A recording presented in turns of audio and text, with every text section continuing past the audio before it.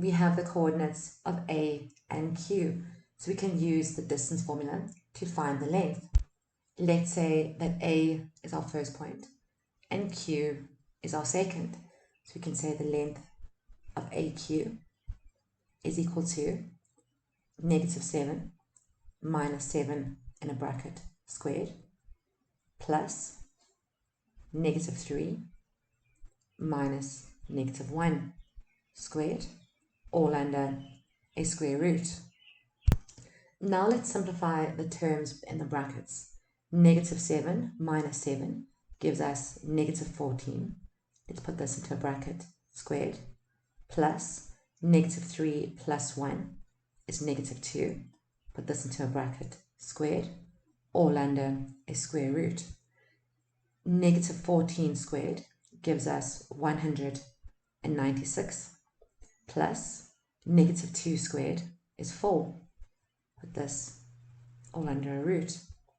196 plus 4 gives us 200 under a square root. And now we can use our calculators. So we say the square root of 200 equal to, change this to decimals, and we get 14,142 and so on.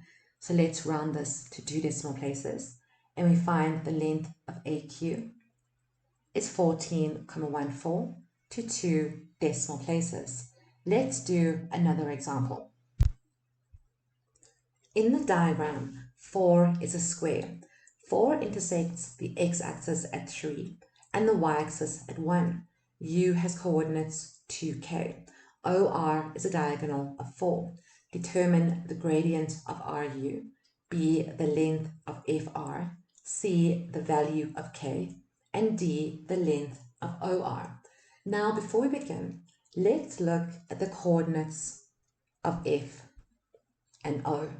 From the diagram, we see that F sits on the y-axis at 1. So let's take this 1 away and write down the coordinates as 0, 1. Point O sits on the x-axis at 3.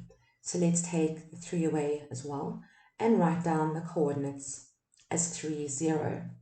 4 is a square, and a square has 4 equal sides.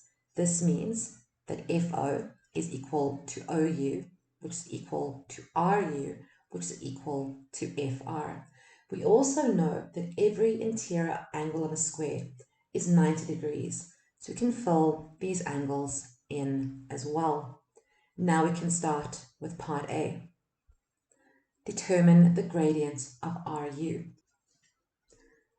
We don't have any coordinates for point R and only the x-coordinate for point U. So we can't use the gradient formula to find the gradient of RU. But we're working with a square where opposite sides are parallel.